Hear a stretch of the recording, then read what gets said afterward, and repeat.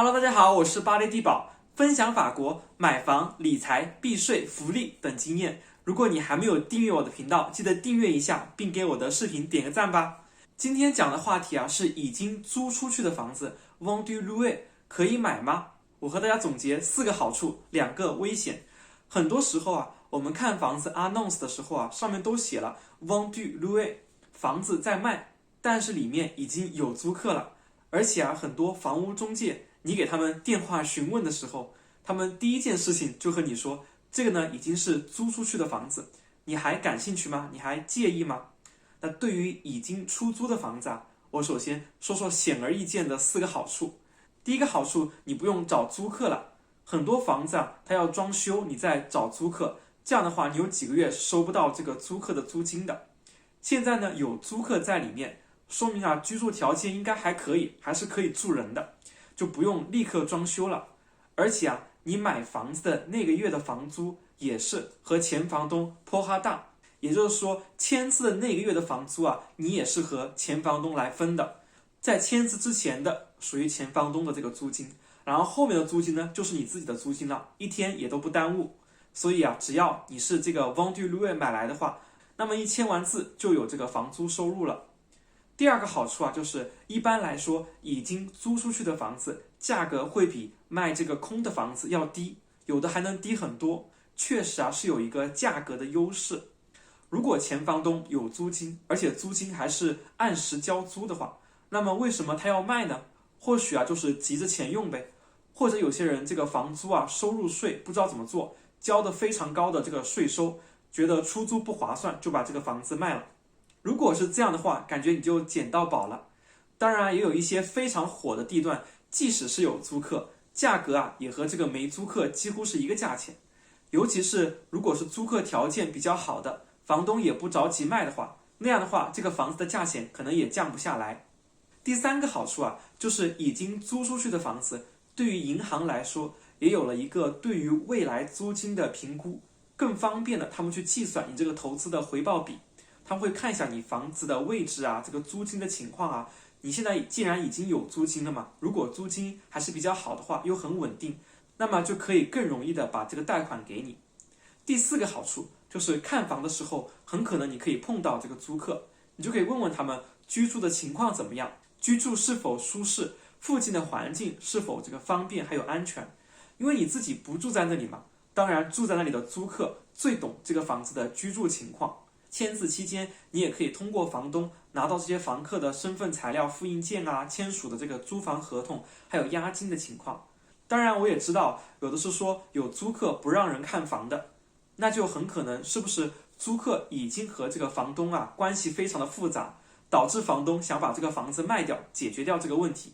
所以直接导入到我要讲的2个危险。第一个危险，租客你要看看他们租了多久。如果是好几年前、10几年前租的，那么租金是否会很低呢？我看过很多套房感觉这个租金都是5年前、6年前的水平。后来问问，也确实这个租客在这里住了很久了，租金呢也没有怎么涨过，这个投资回报比很可能就不太合适了。而且如果租客尤其是那种拖家带口的，准备长久居住的，后期如果你想调整租金也非常难。大家要知道，在法国这个租金是不能随便给租客涨租金的，不能说我明年涨个几百欧，不然你就离开吧，这不是这样的。每年最多能涨多少是有一个限制的。根据2020年第3季度我出这个视频时候拿到的最新数据，今年最多也就能涨一个 0.46% 的租金。也就是说，如果你现在的房租是1000欧一个月的话，最多一年你可以涨个 4.6 欧。所以应该来说就是没有涨租金的这个说法。当然降价是没有限制的，而且如果你这个租金比较低的话，那么你的租客就更不愿意搬走了。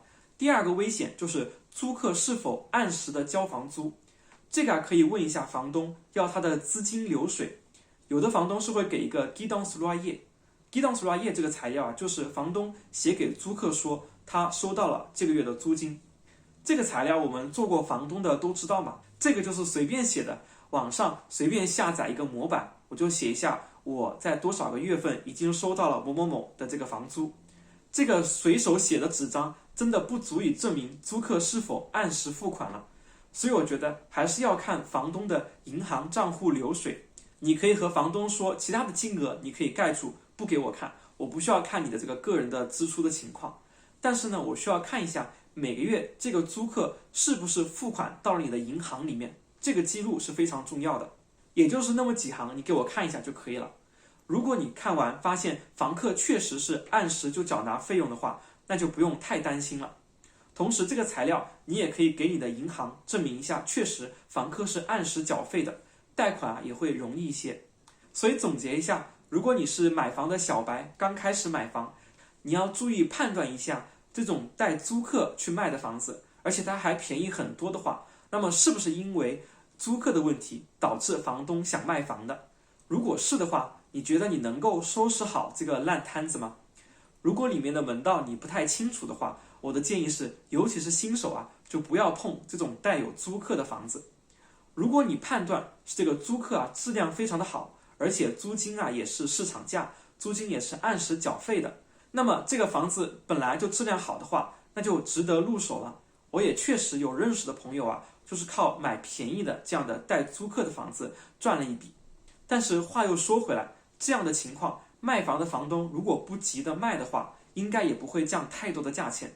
所以价钱如果降很多的话，是不是你捡到了便宜，还是因为有些东西你没有看到？我再补充一下，不是说你看房的那天房子里面有租客就算 vendu loué 的。如果别人1-2个月就要搬走了，在你这个买房签字之前就搬走的话，那么就没有什么风险啊。只要你在签字之前看到里面的这个租客都已经走了，那么你就无所谓别人的合同啊、租金啊这些了。那么这个房子就是不带租客卖给你的啊。好的，这期视频希望对大家有所帮助，给我的视频点个赞哦。我还有很多其他的视频，有空可以看一下。我们下期视频再见，拜拜。